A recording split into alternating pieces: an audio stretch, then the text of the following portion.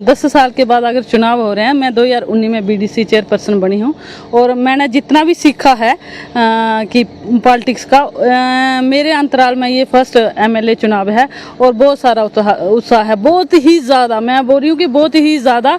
और आप ये देख रहे हो कि इस चुनाव में महिला सबसे आगे। 2014 से पहले हमें कोई भी हमारा हक नहीं मिला। 2014 के बाद हमें जो 33% रिजर्वेशन मिली है, तो हमें बाहर आने का मौका मिला है। हमें आगे भी पूरी उम्मीद है कि हमारी रिजर्वेशन 50% की जाएगी और 2029 में हमारी महिला एमएलए होगी बिलावर कंस्टिट्यूंसी। हमारी बहनों की डिमांडें हम लड़कर लेंगे और हमें पूरी उम्मीद है कि जो हमारे नेताजी आ रहे हैं, हमारी उम्मीदों पे खरा उतरेंगे। सेंटर तो बहुत पैसा दे रही है, जहाँ का नुमाइंदा इंश्योर करेगा कि सारे पैसे जगह जगह पहुँच रहे हैं और हर जगह पर लग रहे हैं। जो ब्यूरोक्रेट है वो अपने ही चला रहे हैं, ताकि जो हमारा लीडर होगा उसकी भी सुनेंगे और सभी उसके कहने से ही फिर आगे काम होगा। धारा 370 हटने के बाद और 35A के हटने के बाद ये पहला चुनाव है और लोग चाहते हैं कि यहाँ पर एक विकास की गंगा बहे। जेके मीडिया देखने वाले सभी दर्शकों का एक बार फिर से बहुत बहुत स्वागत है। इस समय हम बिलावर में मौजूद हैं और आपको बता दें कि जिस तरह से जम्मू कश्मीर में 10 सालों के बाद विधानसभा चुनाव होने जा रहे हैं, तो लोगों के अंदर काफी उत्साह देखा जा रहा है। और जिस तरह से पहले चरण का मतदान शांतिपूर्वक संपन्न हुआ और अब दूसरे और तीसरे मतदान को लेकर भी तैयारियां जोरों शोरों से की जा रही हैं।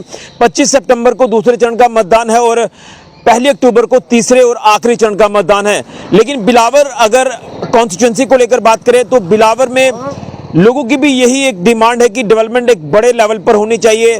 बिलावर का इलाका आप सब लोग जानते हैं कि यहाँ पर माँ सुकराला देवी जी का टेम्पल भी है। तमाम आसपास का बड़ा खूबसूरत इलाका है।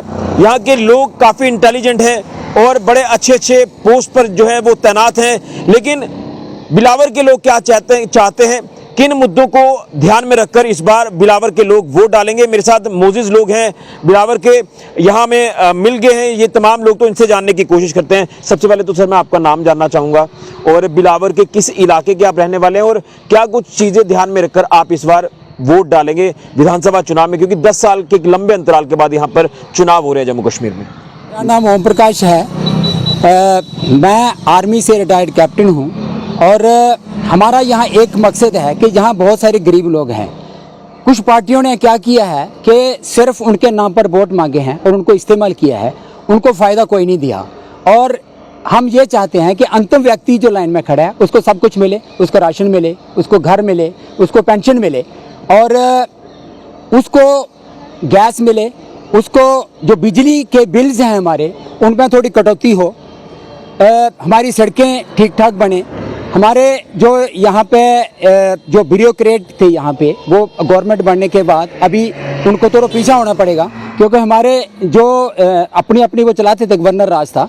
अभी हम ये उम्मीद करते हैं कि जो लीडर हमारा यहाँ पे बनेगा वो उनको भी कंट्रोल में करे और यहाँ तक हो सकेगा जो भी आम आदमी का, जो गरीब आदमी का जो शेयर गवर्नमेंट दे रही है वहाँ तक पहुँचे। यही हमारा मकसद है और यही हम एक नए लीडर से चाहते भी हैं। लेकिन जानना चाहूँगा कि क्या कुछ अभाव अभी भी कुछ चीज़ों का आपको नज़र आ रहा है बिलावर इलाके में, और उम्मीद क्या आप करते हैं कि वाकई में उनके ऊपर काम किया जाएगा जो भी नुमाइंदा जीतकर असेंबली में पहुंचेगा?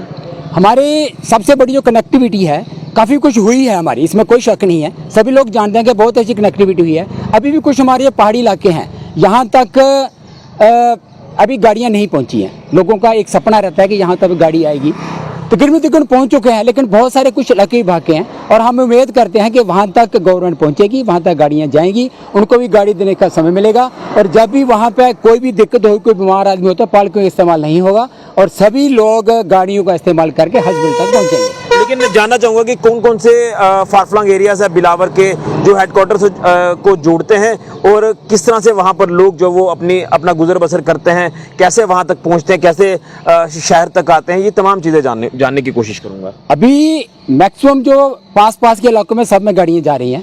दूर फार फलान क्या है, जैसे मरून है, अभी भी मरून के कुछ इलाके हमारे वंचित हैं गाड़ियों के लिए, वहाँ पे गाड़ी नहीं पहुँच रही है। त्योता है जो हमारी एक पंचायत है, वहाँ तक गाड़ी नहीं पहुँची है। तारडुगुन में हम पहुँच चुके हैं और फिर तनूप रोड के कुछ इलाके हैं, वहाँ तक गाड़ी नहीं पहुँचती है।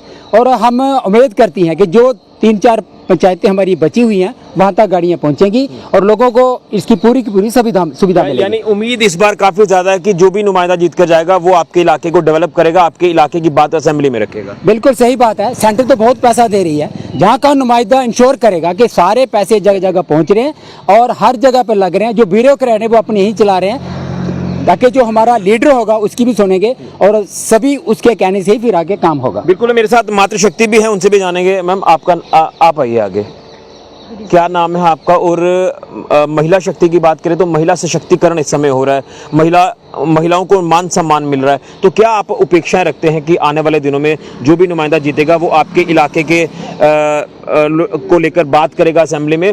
और बिल्कुल सर, मेरा नाम रीता देवी है, मैं बीडीसी चेयरपर्सन हूँ मांडली से। तो जैसे कि आपने कहा कि महिला सशक्तिकरण, तो सर 2014 से पहले हमें कोई भी हमारा हक नहीं मिला। 2014 के बाद हमें जो 33% रिजर्वेशन मिली है तो हमें बाहर आने का मौका मिला है, ये हमें भारतीय जनता पार्टी ने दिया है। और हमें आगे भी पूरी उम्मीद है कि हमारी रिजर्वेशन 50% की जाएगी और 2029 में हमारी महिला MLA होगी बिलावर कंस्टिट्यूंसी में। ये हम अपनी पार्टी से पूरी उम्मीद रखते हैं। और रोज़गार का जहाँ तक है, हमारे यहाँ पे आज भी लेडीज़ बहुत सारा रोज़गार कर रही हैं। सेल्फ हेल्प ग्रुप की तहत जो हमारे रोज़गार चल रहे हैं, आगे भी हमें उम्मीद है, हम चल रहे हैं। और हमने ये बात भी की है कि आगे हम अपनी बहनों को इससे भी अच्छा सिलाई मशीन का, बहुत सारी हमारे यहाँ किसान का है, बहुत सारे हम अचार की फैक्ट्री, बहुत हमारी जहाँ पे जो भी हमारी बहनों की डिमांडें हम लड़कर लेंगे। और हमें पूरी उम्मीद है कि जो हमारे नेताजी आ रहे हैं हमारी उम्मीदों पे खरा उतरेंगे। लेकिन उत्साह को लेकर जानना चाहूंगा, कितना उत्साह है? क्योंकि 10 साल के बाद ये विधानसभा चुनाव हो रहे हैं, ये 10 साल का एक लंबा अंतराल था, तो कितना उत्साह है पहले के मुकाबले जो चुनाव होते थे इस बार अगर देखें तो? सर 2010 साल के बाद अगर चुनाव हो रहे हैं, मैं 2019 में बीडीसी चेयरपर्सन बनी हूँ और मैंने जितना भी सीखा है कि पॉलिटिक्स का, मेरे अंतराल में ये फर्स्ट MLA चुनाव है और बहुत सारा उत्साह है, बहुत ही ज़्यादा। मैं बोल रही हूँ कि बहुत ही ज़्यादा। और आप ये देख रहे हो कि इस चुनाव में महिला सबसे आगे हैं, बस ये हमारे लिए बहुत बड़ी बात है। अच्छी बात रखिए कि महिलाएं जो है वो इस समय काफ़ी आगे हैं और इस विधानसभा चुनाव में भी महिलाओं की जो भागीदारी है वो काफी ज्यादा देखने को मिलेगी। चलिए, मुद्दे तो इन्होंने गिनवा दिए हैं, लेकिन उत्साह को लेकर मैं बात कर ही रहा हूं तो थोड़ा थोड़ा रिएक्शन इनसे भी लेंगे। कितना उत्साह है इस इलेक्शन को लेकर? धन्यवाद। उत्साह तो बहुत ज़्यादा है क्योंकि 10 वर्षों के बाद ये चुनाव हो रहा है और उसमें एक कड़ी मैं और जोड़ दूं, धारा 370 हटने के बाद और 35A के हटने के बाद ये पहला चुनाव है और लोग चाहते हैं कि यहाँ पर एक विकास की गंगा बहे और वो मोदी जी के जो उन्होंने जो उनके गरीब कल्याण की जितने भी स्कीमें हैं, चाहे वो डेवलपमेंट हो, चाहे वो युवाओं के लिए हो, महिलाओं के लिए हो और बुजुर्गों के लिए हो, चाहे वो पेंशन हो, आदि अनेकों ऐसी गरीब कल्याण योजनाएं जो मोदी जी ने चलाई हैं उन पर लोगों ने विश्वास किया है।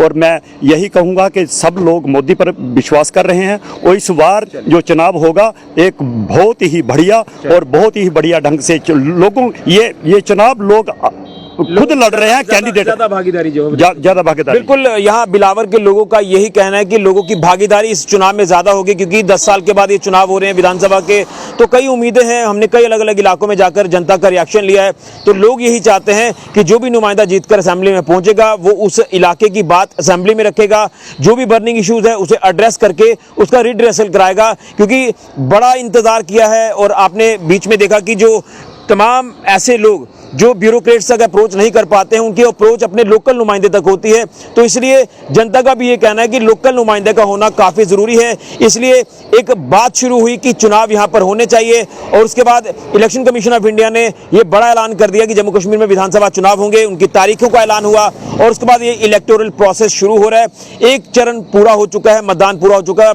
आखिरी 2 चरण बचे हुए हैं, उसको लेकर उत्साह काफ़ी ज़्यादा है। हम भी कई अलग अलग इलाकों में पहुंच रहे हैं, आज बिलावर पहुंचे तो बिलावर के लोगों का भी भी रिएक्शन है कि उम्मीद है कि जो भी मुद्दे हैं उनको एड्रेस किया जाएगा और यहाँ पर विकास की एक बड़ी रफ्तार हमें देखने को मिलेगी और महिलाओं की भी भागीदारी इस चुनाव में ज्यादा देखने को मिलेगी, क्योंकि जिस तरह से पिछले दिनों में आपने देखा कि जो यहाँ पार्लियामेंट्री इलेक्शन हुए हैं उसमें भी आपने बढ़ चढ़कर देखा कि लोगों ने अपने वोट का इस्तेमाल किया। तो वोट आपका लोकतांत्रिक अधिकार है, राइट है, अपने राइट का इस्तेमाल भरपूर कीजिए और छुट्टी अगर आप उस दिन रखते हैं तो छुट्टी आपको दी गई है वोट डालने के लिए। आप वोट अपना जरूर कास्ट करें, छुट्टी ना मनाएं, बल्कि अपने इस लोकतंत्र के महापर्व को आप जो है वो सेलिब्रेट करें। और सबसे अच्छा यही है कि आप अपने वोट का इस्तेमाल जरूर करें और इस लोकतंत्र को मजबूत करें। तो बिलावर के लोग चाहते हैं कि यहाँ पर विकास बड़े स्तर पर हो। जो कुछ लोगों ने कहा कि कुछ सुविधाओं का अभाव है, उस अभाव को खत्म किया जाएगा और यहाँ पर विकास बड़े स्तर पर होगा। फिलहाल के लिए ऋषि गुजरिया, जेके मीडिया के लिए।